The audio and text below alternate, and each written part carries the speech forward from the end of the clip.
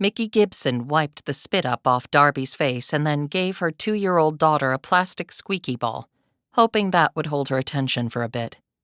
The girl sat stoically in her playpen, eyeing the toy like it was neither friend nor foe. Gibson had learned in one of the many child development books she had read that 2-year-olds should be able to play and entertain themselves for up to 30 minutes. Whoever wrote that was on drugs, or else my kids have no future as adults. She was hoping for simply a 5-minute respite, just to finish her phone call.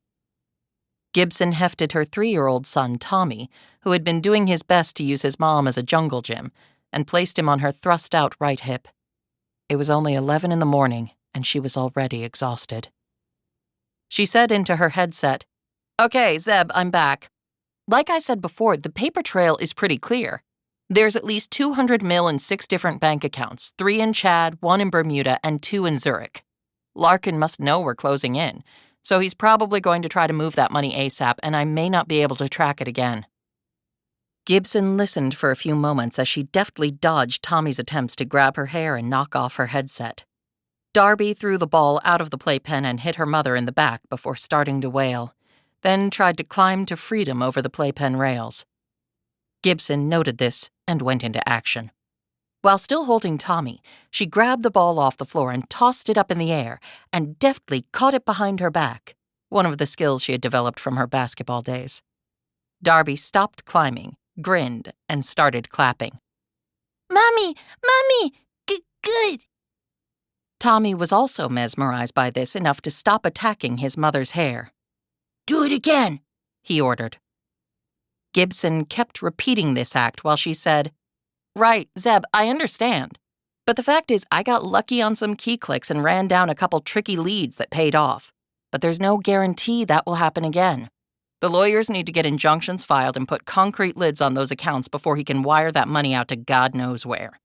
I checked, and we can get the assets frozen because all those countries are subject to the usual global banking laws. So Larkin can't grease their skids without severe consequences to their memberships in the international financial community." Gibson paused for a moment and tossed the ball again so she could remove Tommy's index finger from her right eye.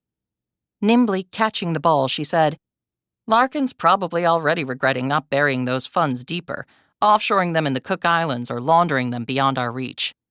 As she continued to try to control her gyrating son, she added, "I've also already provided the evidentiary trail to the creditors' lead bankruptcy lawyers, and they're following up too. The wire rooms are closed in Zurich and Chad, but they're still running in Bermuda.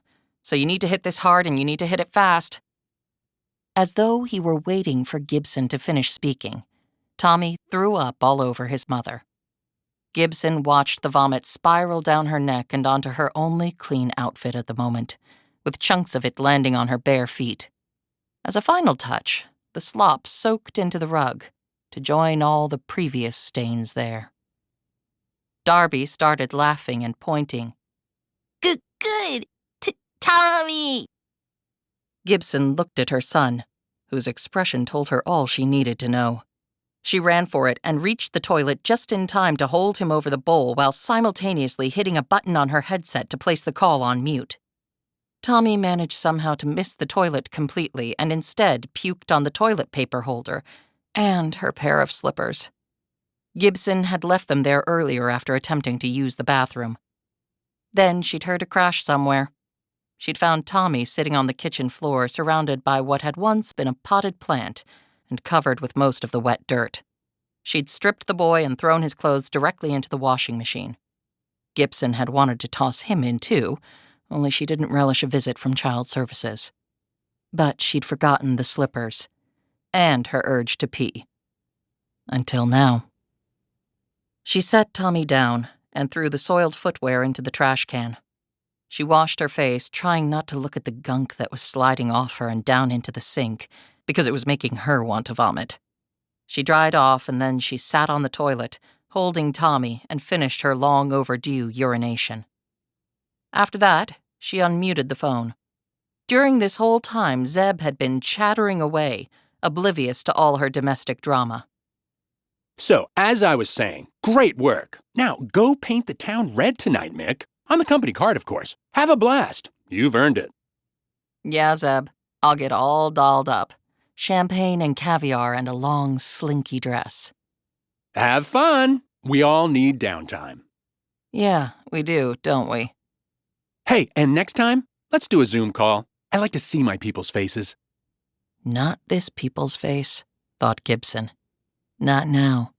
Not for maybe the next 10 years. Right. Sounds good.